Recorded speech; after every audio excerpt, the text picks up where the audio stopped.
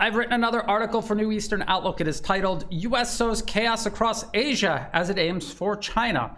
And I have talked about this endlessly since it was published back in February. This was then U.S. Secretary of Defense, because now it's called the Department of War. He is the Secretary of War. He talked all about how the United States was going to shift all of the responsibilities, the resources necessary, all of the risks involved in its proxy war against Russia onto Europe so that it could pivot toward China and its obsession with controlling the Indo-Pacific region, which, again, if you look on a globe, it is on the other side of the planet from where the U.S. is actually located.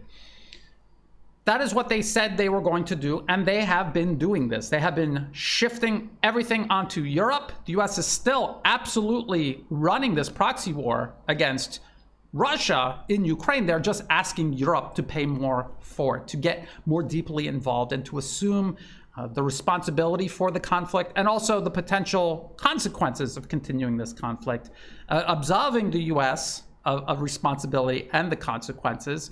And this includes telling Europe they're sending troops into Ukraine to freeze the conflict. And if it goes bad, it's not going to be under NATO and Article 5. So again, the US, the consequences become Europe and Europe's alone. And much more recently, and I'm going to talk about this in the article, Secretary Hegseth was talking about dumping Ukraine onto Europe and then focusing on Asia. So let's talk about what's going on in Asia now. So the conflict is being dumped onto Europe. The Ukraine conflict is being dumped onto Europe, and the U.S. is pivoting toward Asia. And this process is now visibly manifesting itself. In May 2025, U.S. Secretary of Defense, now called the Secretary of War, Pete Hegseth, warned the world the U.S. was in the process of implementing a division of labor in both Europe and the Middle East while pivoting its attention and all of the interference, instability, conflict, and even war that comes with it towards Asia. And that is here. All of this will be in the video description below. This is remarks by Secretary of Defense, now Secretary of War, Pete Hegseth, at the 2025 Shangri-La Dialogue in Singapore. This is sponsored by a UK-based arms industry-funded think tank, May 31st, 2025. More specifically, Secretary Hegseth stated, "We are reorienting toward deterring aggression by communist China." By deterring aggression by communist China, Secretary Hegseth meant preventing China from defending itself and the stability of the region it is located in from Washington's attempt to maintain primacy over Asia from the other side of the planet. That's what they actually mean.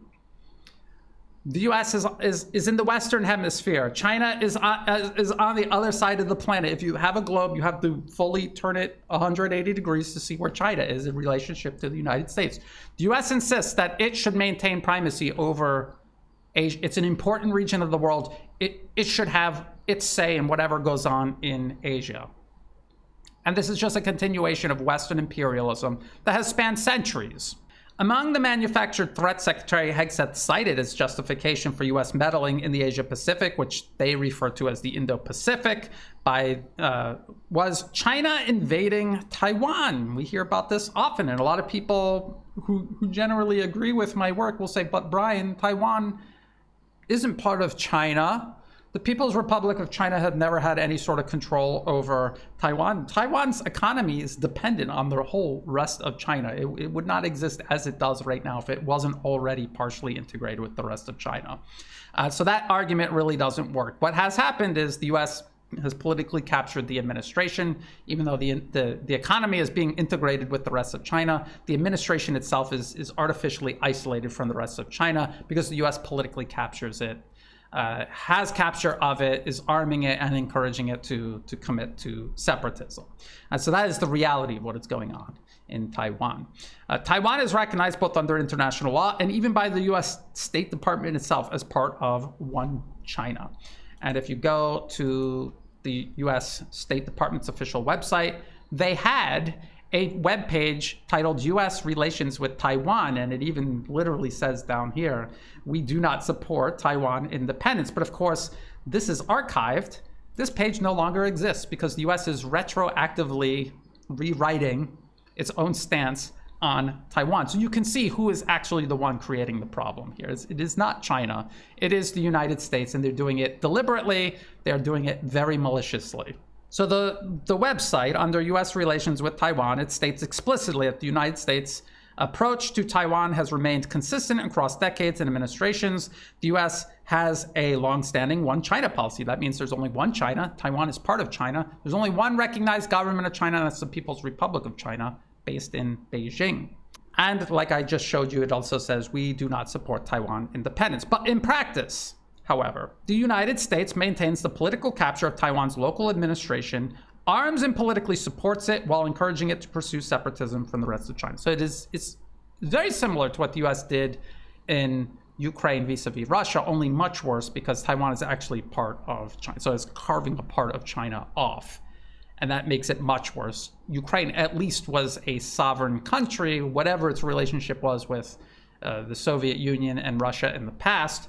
But the US definitely did overthrow the government there and then create a national security threat to Russia right on its border. This is much worse what the US is doing to China in China on the island province of Taiwan. This, not Chinese aggression, is at the root of US-Chinese tensions, a modern-day continuation of Western colonialism over the Asia-Pacific region spanning generations. China's growing economic and military power threatens to overturn centuries of Western hegemony. So it isn't about, well, we're worried China's going to take over the world. It's a fear that China's rise is going to stop the collective West from exercising control over the rest of the earth. That is what their true fear actually is. This is the true threat Washington is reacting to, not unwarranted Chinese influence over its own region of the world, but the irreversible end of America's unwarranted influence over the opposite side of the planet. So again, the US has no business being here in Asia on the other side of the planet from where its actual country is located, and dictating to people in Asia how they're going to live their lives and how they're going to run their own affairs. The United States would not accept another nation doing it to them in the Western Hemisphere. Why should anyone accept the US doing it to them in their hemisphere?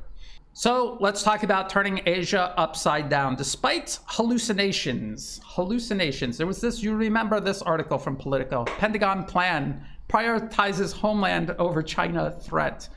And people were reading this Politico article, which if you actually read the whole article, it even says maybe the US will withdraw something from here or there, but then they asked the Trump administration, they said, well, maybe we'll actually send more troops.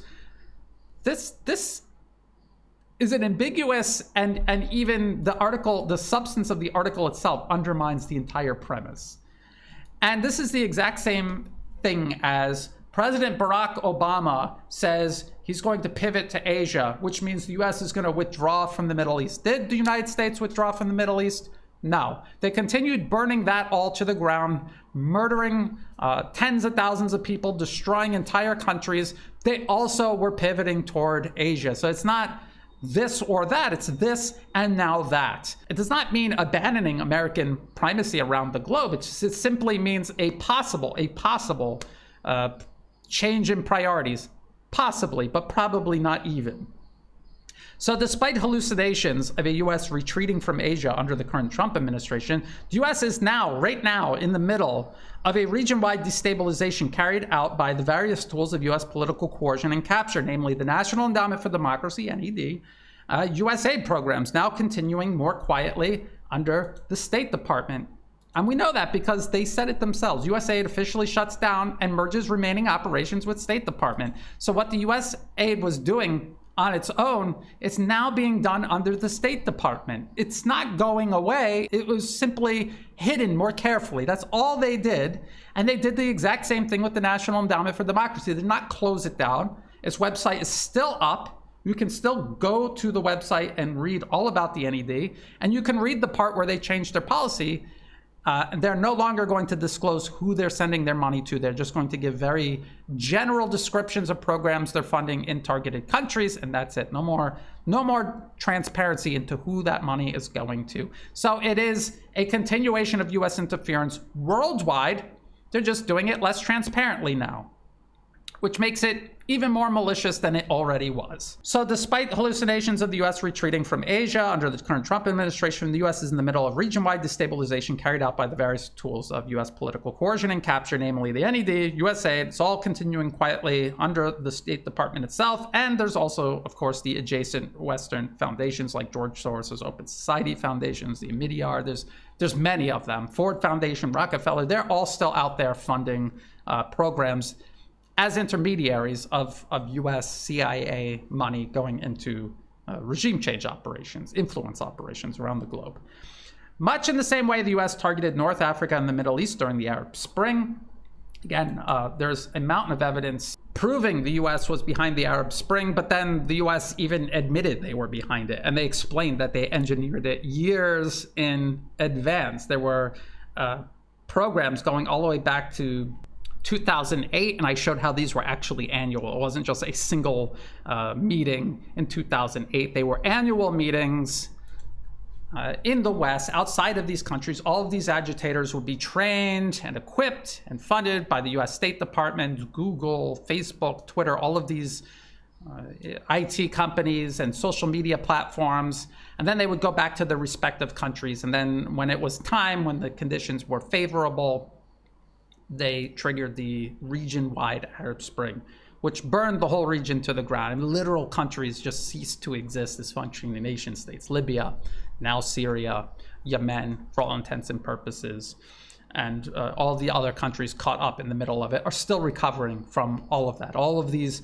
protests that at the time people argued with me were organic, spontaneous, hijacked possibly by the US. No, they were engineered years in advance, and they did exactly what the US intended them to do: destabilize and destroy the region and deny a re-emerging Russia and a rising China partners that could cooperate with these emerging global powers to their fullest potential. The US has essentially crippled development across the North African, Middle Eastern region. And now they're trying to do the same thing here in Asia. So much in the same way they engineered the Arab Spring in 2011, they are now targeting first Indonesia with deadly riots, disrupting the new BRICS members' participation in the Shanghai Cooperation Organization. That took place in early September. The president of Indonesia wasn't even able to attend because of the riots, very violent riots. Then toppling the government of Nepal right on India and China's borders, with equally deadly violence, and more recently targeting both the Philippines and border regions of India itself with the same, they're calling it Gen Z branded unrest.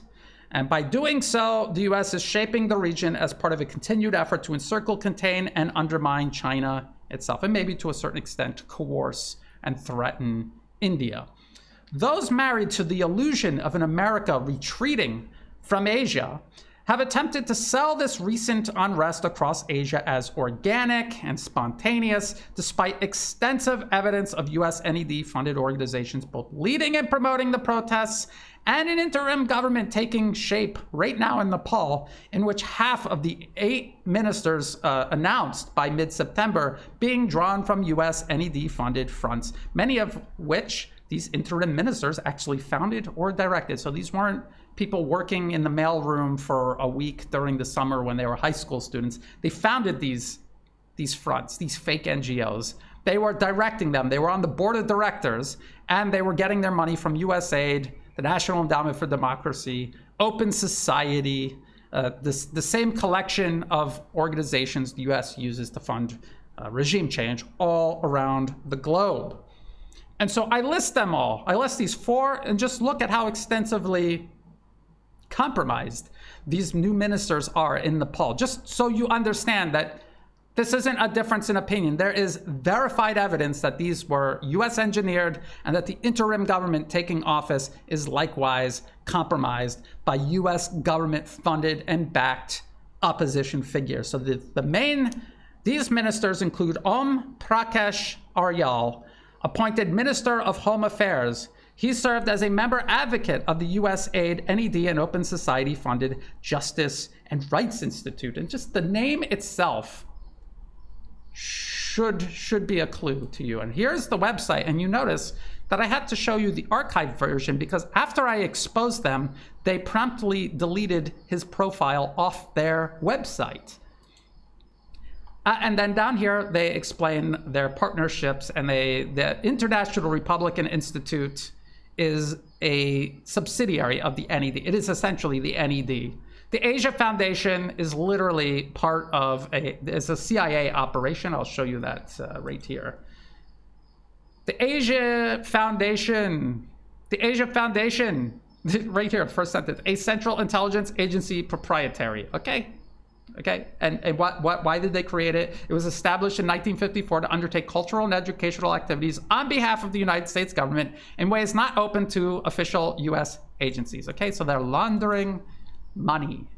They're laundering money to interfere in a targeted country, and they try to do it in a way that makes it look benign or even helpful or in the form of humanitarian assistance. But it is the CIA meddling in a targeted country. So that is Prakash Aryal, appointed Minister of Home Affairs. He was a member advocate of Justice and Rights Institute, funded by all these U.S. government fronts that launder U.S. government money into organizations like this, meant to undermine and overthrow the sovereignty of a targeted country. There's also Jagadish Karel. He's appointed Minister of Communication and IT. And this is him right here. This is his profile right here. Media Helpline and USAID. Okay, USAID. And all these other British Council, all of these others should all be warning signs, but the USAID is the obvious connection straight to the US government. Then we have, and he founded that. That was his little side project that he was getting U.S. government money for. And then we have Mahar Pan, appointed Minister of Education, Science and Technology, and he was a director at the USAID-funded National Innovation Center. So right here he is. This is all the USAID money that they get. This is just what you can find, obviously, openly on their website. And Prasad Pariyar, appointed Minister of Agriculture, who directed the USAID, NED, and again, also CIA proprietary, the Asia Foundation and Open Society funded Samara Foundation. Right here. This is the Samara Foundation. And you can see they like tried to white it out so you can't see them. But the Asia Foundation, which again, CIA, the National Endowment for Democracy, the IRI, which is a subsidiary of the National Endowment. Here's USAID, here's Open Society. You can just barely see them. Very, very odd. And if you look for his page on the Samara Foundation, you find 404 because they also just recently deleted it. When I exposed them, you go to the archived page and you will see him there.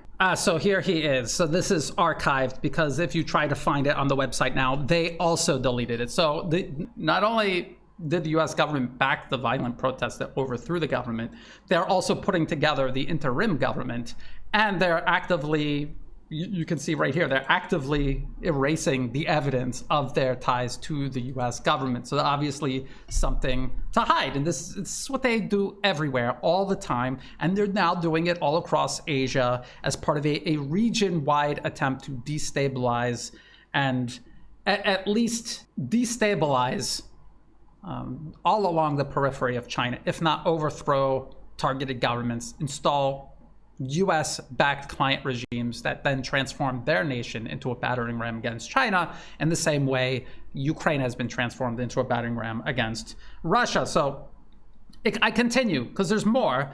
Dr. Sagita Mishra, who has been appointed as an interim Minister of Health, previously served as director of the Parapakar Maternity and Women's Hospital, which regularly took USAID funding, with the US Embassy statements even mentioning her by name during handover ceremonies. So that you got this one right here. They're giving all kinds of token assistance. And they're talking about Dr. Sangita Mishra, and now she is the interim health minister in Nepal. So there's 8. There's 4 are overtly drawn from US funded fronts, fake NGOs that they headed, directed, or even founded themselves. You could say this doctor, this connection to the USAID is not as incriminating because it's a hospital. It's more or less funded by the government of Nepal. It's regularly taking USAID funding, and the US Embassy in Nepal has a relationship with her. But when you put her together with all of these other just overt puppets of the US government, these US-backed agitators and opposition figures funded by the US government, their organizations are funded by the US, would not exist without US government money, then you start to see, and this is what I mentioned in the article, you see her being appointed alongside these others, and it indicates an overwhelmingly pro-US and US-dependent interim government taking shape, in addition to the US-funded organizations that promoted and led the protests themselves. And I went over this in extensive detail, documented evidence. I have a video on the Philippines, Indonesia, and Nepal, and the links will be in the video description. And you go to the video description of those videos and you will see all of the evidence, irrefutable evidence that organizations involved were funded by the US government through the National Endowment for Democracy, an organization that only funds groups to do exactly this: overthrow targeted governments, coerce them, undermine them, and overthrow them. That's what they do. That's what you're agreeing to do when you take NED money. In the Philippines, protests were led by Tindig Filipinas, and it's a member of the US NED-funded International Center for Innovation, Transformation, and Excellence in Government, which, if you use their acronym, it's InciteGov. Very interesting. And it was promoted, the protests were promoted by US NED-funded media outlet Rappler, founded and directed by Maria Ressa, who literally has her own webpage on the NED's official website. So I've gone over this in a video specifically about the Philippines. Local media was explaining who's behind these protests. And it was Tindig Filipinas and a bunch of church organizations. And if you go to InciteGov and you scroll down, you will see NED, IRI, and there's Tindig Filipinas, their logo right there. So it's an NED-funded and promoted protest in the Philippines. And here is Maria Ressa of The Rappler, a Philippine media organization funded by the NED, and she herself works for the NED. She has her own webpage on the NED's official website. So when you see all of this, that means the US is trying to overthrow a government, coerce a government, overthrow a government, or meddle in a sovereign country one way or the other. People say to me, Brian, President Marcos Jr. in the Philippines is already servile to all US demands. Maybe there's a demand he said no to. Or maybe it's not to remove him from power, but it's meant to put pressure on independent political parties the US still doesn't control in the Philippines. There's many reasons they will launch this. The point is they're launching all of these protests across Asia all at the same time with the Gen Z label, fighting, this very ambiguous general problem of corruption, which could mean literally anything, and creating chaos and uncertainty across the entire region. While the current government in the Philippines has been extensively servile to Washington at the expense of the Philippines itself, the unrest could serve as either a means to root out any independent political forces not yet subordinated by the US, or as a means of coercing the current government because it has hesitated to fulfill Washington's increasingly dangerous demands in regards to confronting China. Only time will tell which one it actually is. What we do know is the people running the protests are funded by the US government. And so the US government has some sort of interest in destabilizing the Philippines at this juncture, together with Nepal, Indonesia, and now in India itself. US interference and the networks it uses to implement it span the entirety of Asia, with additional unrest in other nations across the region, all but inevitable. Let's talk about continuity of agenda. Washington's goal is to surround China with either hostile US captured client regimes, that's one possibility, or instability, just instability in general, just wreck these countries, denying China political, economic, and even potentially military partners. At the same time, the US continues transforming nations like South Korea, Japan, and the Philippines into militarized battering rams to both provoke China and potentially fight a proxy war against it. In the same manner, the US is currently using Ukraine and the rest of Europe to fight the Russian Federation. They have policy papers with almost an identical agenda here in Asia to do to China with nations surrounding China that the US is already doing to Russia in Europe with nations surrounding Russia there. All of this has taken place through a process spanning the entire 21st century, regardless of who sits in the White House and who controls Congress.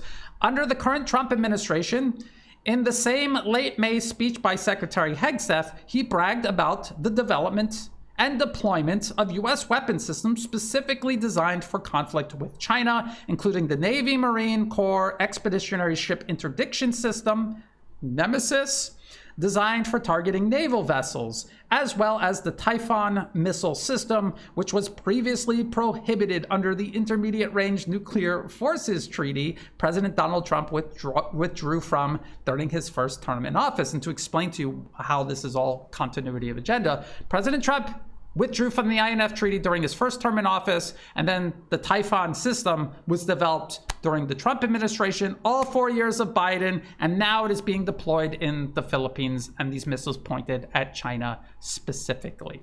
Okay, so that is continuity of agenda. That's not what you do when you are retreating from a region. You don't withdraw from arms treaties and people try to pretend like, well, maybe they're doing it because they think it's outdated and they want a new one. Well, they're not looking for a new arms control treaty. They developed the weapons prohibited by the arms control treaty, and now they're literally pointing them at China right now as we speak. That is not someone retreating from a region. That is someone who is belligerent and determined to continue forward with that belligerence. The systematic unilateral withdrawal from arms control treaties and subsequent development and deployment of previously prohibited weapons along both Russia's and China's periphery by both the Trump and Biden administrations demonstrate that the US, far from retreating, is engaged in a deliberate and methodical escalation toward containment and confrontation with both nations spanning multiple presidential administrations and continuing to this day. That is what we are watching manifest itself right now as the Trump administration plays out. Hasn't even been 1 year, and it's very clear where the vector sum of all of this is leading us. Certainly not to peace in Ukraine in the first 24 hours of the Trump administration. Beyond developing and deploying weapons along China's periphery, the US is coercing its client states in the region to divert public money away from social programs and infrastructure and toward arms manufacturing and maintenance facilities to sustain US conflict in the region, otherwise inhibited by what US policymakers often refer to as the tyranny of distance. Everyone talks about the tyranny of distance. The US is picking a fight with China on the other side of the planet. How are they going to sustain large-scale warfare against China when they have to send everything all the way to the other side of the planet to continue the fighting? It's called and this again, Secretary Hegseth announced this in late May of this year, called the Partnership for Indo-Pacific Industrial Resilience.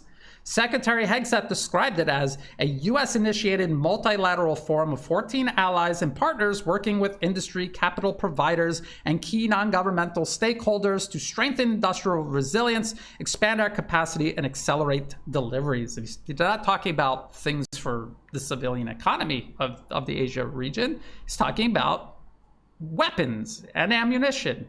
It involves aircraft and naval vessel repair facilities, the standardization of military drones and input components across the region, and the production of US weapons like the guided multiple launch rocket system used by the M270 and HIMARS launch platforms. The program is meant to exploit US client states in the region to compensate for America's own military industrial shortcomings back at home as exposed amid the proxy war with Russia in Ukraine, as much as it is meant to provide logistical support for large-scale conflict with China from within the region rather than far beyond it. in the Western Hemisphere. Despite some analysts cherry-picking episodes of diplomatic posturing by the Trump administration to portray it in a retreat from Europe or Asia, the very existence of these ongoing programs demonstrates the U.S.'s desire to continue encircling and encroaching upon China, both with continuously expanding U.S. military power and through U.S. political interference and regime change targeting China's allies and partners. Okay, that's what's really going on. You could sit there and cherry pick Truth Social media comments by President Trump where he says, I don't want war with China, or Secretary Hegseth saying, we don't want war with China, and just focusing in on that and ignoring what the U.S. is actually doing to get ready to provoke a war with China. You could do that, but you're cherry picking and you're circumventing reality in the process. In reality, the U.S. is obviously preparing for war with China. And to use nations in the region in the same way they're using Ukraine against Russia in Europe. Secretary Hegseth closed his May speech in Singapore by claiming, the motto of my first platoon, first one I led, was those who long for peace must prepare for war. And that's exactly what we're doing. We're preparing for war in order to deter war, to achieve peace through strength. That's the slogan that we keep hearing. Even as the U.S. is at constant war with everybody, this is peace through strength, not peace through constant war. And we look out in this room and we look at you, to our allies and to our partners, to join us in this important work, which essentially is recruiting them to be the next Ukraine. In reality, the U.S. has been in a continuous state of war throughout the 21st century and continues both waging war and proxy war around the globe today, right now, under the Trump administration. That all continues. Secretary Hegseth and the interests he serves, which are not the American people's interests, I can assure you of that, are not attempting to prepare for war in order to deter war, but rather continuing to wage constant war to deter any sort of equitable peace. That's what the U.S. is really waging war to do, to prevent any sort of equitable peace. Washington's sustained campaign of political destabilization, military encroachment, and economic warfare across Asia demonstrates a refusal to accept the reality of a sovereign China and a broader rising Asia which seeks to define its own regional destiny free from Western interference. Washington's true objective is demonstrably not peace, but the continuation of its historically unwarranted dominance, even at the cost of turning the Asia-Pacific region or even the rest of the world into spiraling chaos, conflict, and catastrophe. And that's where I end the article. And you have been warned. You can pretend that President Trump is fighting the deep state and this is all 5D, him obviously expanding war, continuing war, launching new wars. You can pretend that that's some sort of 5D chess game he's playing against the deep state and not just continuity of agenda, but it is continuity of agenda. That's what he's doing. You have been warned.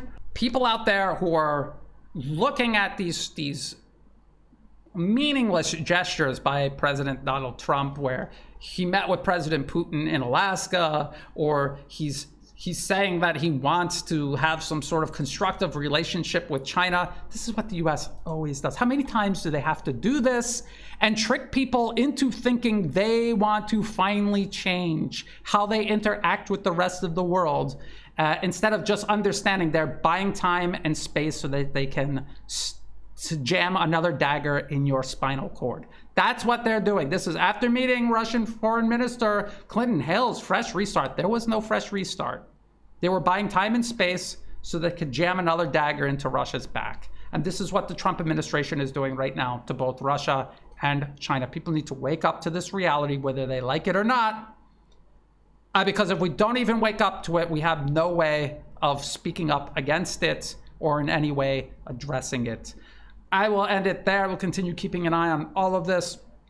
Please check the video description below for all the places you can find and follow my work on YouTube, Rumble, X, Telegram. The article that I just read from, that will be in the video description below, as will all of the links that I referenced in the article itself. There are also ways in the video description below where you can help support my work. I do not monetize any of my social media platforms. If ads pop up, feel free to skip them. They're not doing me any good. If you do want to help support my work, please do so through Buy Me a Coffee and also through Patreon. To everyone who has been helping out, whether it's a one-time donation, donations month to month, or if you have no resources to spare and you're just helping share my work or sending kind comments or giving me news tips, all of that is greatly appreciated. That is what makes this work possible. So thank you. And as always, thank you for watching.